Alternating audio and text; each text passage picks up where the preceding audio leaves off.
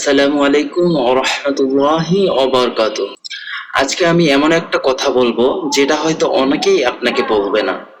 শুধু HTML complete করলে আপনি ডেভেলপার হয়ে যাবেন না। আবার সবকিছু কমপ্লিট করে তারপর প্রজেক্ট শুরু করবেন, এটাও সবচেয়ে বড় ভুলগুলোর একটি। কারণ এখন AI এর যুগ। আজ যারা ফাস্ট শিখছে, যারা প্রবলেম সলভ করতে পারছে, যারা গুগল, চ্যাটজিপিটি এবং ডকুমেন্টেশন ব্যবহার করতে পারছে, তারাই এগিয়ে যাচ্ছে। আর যারা শুধু টিউটোরিয়াল শেষ করছে, তারা অনেক সময় পিছিয়ে পড়ছে।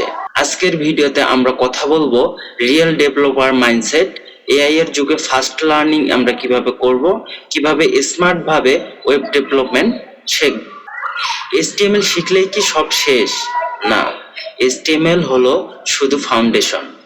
HTML দিয়ে আপনি ওয়েবসাইটের স্ট্রাকচার তৈরি করবেন, কিন্তু সুন্দর ডিজাইনের জন্য লাগবে CSS, ওয়েবসাইট ডাইনামিক করার জন্য লাগবে জাভাস্ক্রিপ্ট, রিয়েল প্রজেক্টের জন্য লাগবে প্র্যাকটিস, প্রফেশনাল হওয়ার জন্য লাগবে প্রবলেম সলভিং স্কিল। তাই HTML কমপ্লিট মানে জার্নি শুরু, জার্নি শেষ না।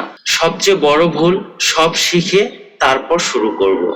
অনেকেই ভাবে আগে পুরো HTML শেষ করি, তারপর CSS, তারপর জাভাস্ক্রিপ্ট, তারপর প্রজেক্ট বানাবো। এভাবে করলে সমস্যা হলো আপনি শিখবেন অনেক কিন্তু বিল্ড করবেন কম। আর ডেভেলপমেন্টের সবচেয়ে গুরুত্বপূর্ণ স্কিল হলো বিল্ড করা, সার্চ করা, প্রবলেম সলভ করা। রিয়েল ডেভেলপার কখনো সব মুখস্থ রাখে না। তার স্কিল হলো কি সার্চ করতে হবে তা জানা, ডকুমেন্টেশন বুঝে পড়া, AI কে সঠিক প্রম্পট দেওয়া, কোড মডিফাই করতে পারা। AI এর যুগে লার্নিং স্টাইল বদলে গেছে। আগে মানুষ ঘন্টার পর ঘন্টা টিউটোরিয়াল দেখতো, এখন স্মার্ট ডেভেলপার কি করে?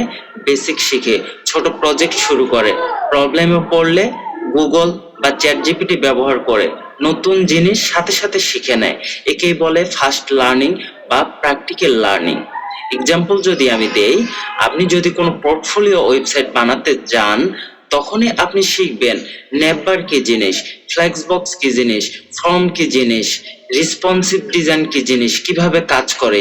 এগুলো আপনি যখন প্রজেক্ট তৈরি করবেন তখনই আপনি এগুলো শিখবেন। তাহলে আপনার প্রজেক্ট করতে করতেই স্কিল গ্রো করবে। Modern developer mindset. আজকের দিনে সাকসেসফুল ডেভেলপার হতে হলে শুধু কোডিং জানলেই হবে না, আপনার থাকতে হবে curiosity, fast learning ability, search skill, consistency, problem solving mindset. মনে রাখবেন, গুগল ব্যবহার করা চিটিং না, চ্যাটজিপিটি ব্যবহার করা চিটিং না, বরং এগুলো স্মার্ট ডেভেলপারের এক একটা টুলস। চ্যাটজিপিটি এবং গুগল আপনি কিভাবে ইউজ করবেন, যেটা আমরা সচরাচর রং ওয়ে ব্যবহার করি সেটা আগে বলে নেই। সেটা আমরা কি করি? আমরা গুগলে সার্চ করি কমপ্লিট ওয়েবসাইট কোড, অথবা চ্যাটজিপিটি কে বলি যে আমাকে একটা কমপ্লিট ওয়েবসাইট বানিয়ে দাও। আমরা কোড পেলাম, অথবা চ্যাটজিপিটি আমাদের কোড লিখে দিল। লিখে দেওয়ার পর আমরা কি করলাম? কপি করলাম, কপি করে পেস্ট করলাম, পেস্ট করে শেষ। এতে কি লার্নিং হলো? এতে লার্নিং হলো না। কারেক্ট ওয়ে কি? আপনি বেসিক জানেন, HTML এর বেসিক জানেন, CSS বেসিক জানেন, অথবা জাভাস্ক্রিপ্টের বেসিক জানেন। এখন আপনি কোনো প্রবলেম পড়েছেন, ধরেন আপনি কোনো ডিভকে আপনি সেন্টারে নিতে যাচ্ছেন কিন্তু পারতেছেন না, কিভাবে করবেন? আপনি তাকে জিজ্ঞাসা করেন how to centre Depp in CSS। আপনি কিভাবে একটা ডিভকে সেন্টারে আনা যায় CSS ইউজ করে। এটা যখন আপনি পার্টিকুলারলি কোনো প্রবলেমকে এভাবে সার্চ করে বের করে এনে শিখতেছেন, তখন আপনি দ্রুত শিখতে পারবেন। How from validation work, from validation কিভাবে কাজ করে তুমি আমাকে বলো। বা আপনি গুগলে গিয়ে সার্চ করতে পারেন, তো গুগল আপনাকে অ্যান্সার দিবে, গুগলে আপনি অ্যান্সার পেয়ে যাবেন। Why my image not showing, আপনি আপনার কোডকে চ্যাটজিপিটিকে অথবা অন্য AI কে দিয়ে আপনি বলতে পারেন যে why my image not showing. আপনি আপনার কোডটা তাকে শেয়ার করলেন, শেয়ার করে বললেন কেন আমার ইমেজটা শো করতেছে না। সে কিন্তু নিশ্চয়ই আপনাকে প্রবলেমটা সলভ করতে সাহায্য করবে। অর্থাৎ প্রবলেম অনুযায়ী সার্চ করবেন, আপনার যেটা প্রবলেম আপনি সেই অনুযায়ী সার্চ করবেন। চ্যাটজিপিটিকে টিচারের মতো ইউজ করুন। আমি যদি একটা এক্সাম্পল দেই তাহলে বুঝতে সুবিধা হবে।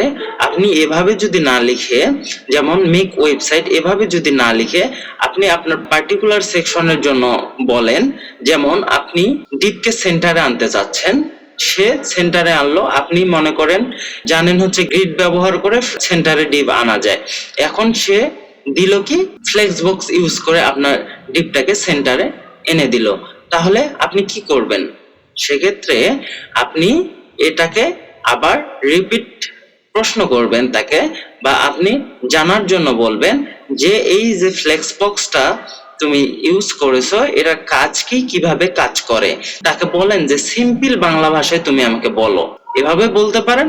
অথবা আপনি এভাবেও বলতে পারেন এক্সপ্লেন ফ্লেক্সবক্স ইন সিম্পল বাংলা, সে অবশ্যই আপনার ফ্লেক্সবক্স সম্বন্ধে ধারণা দিয়ে দেবে। ক্লিয়ার? এভাবে যদি শিখেন তাহলে আপনার স্কিল গ্রো করতে থাকবে। আপনার কোড কাজ করছে না, তাকে কোডটা শেয়ার করেন, শেয়ার করে বলেন, তাকে বলেন give me beginner practice project, সে আপনাকে বিগিনার ফ্রেন্ডলি প্র্যাকটিস প্রজেক্ট গুলো দিয়ে দিবে। এভাবে যদি করেন তাহলে আপনি দ্রুত গ্রো করতে পারবেন। টিউটোরিয়াল হেল থেকে বের হওয়া, অনেকেই শুধু টিউটোরিয়াল দেখে যায় কিন্তু নিজে কিছু বানায় না, একেই বলে টিউটোরিয়াল হেল।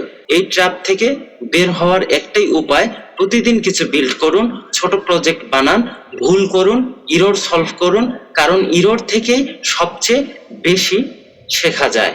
আমি এখন বলবো যে আপনার বিগিনার থেকে প্রফেশনাল হওয়ার জন্য রোডম্যাপটা আসলে এই এখনকার অবস্থায় কি হওয়া উচিত।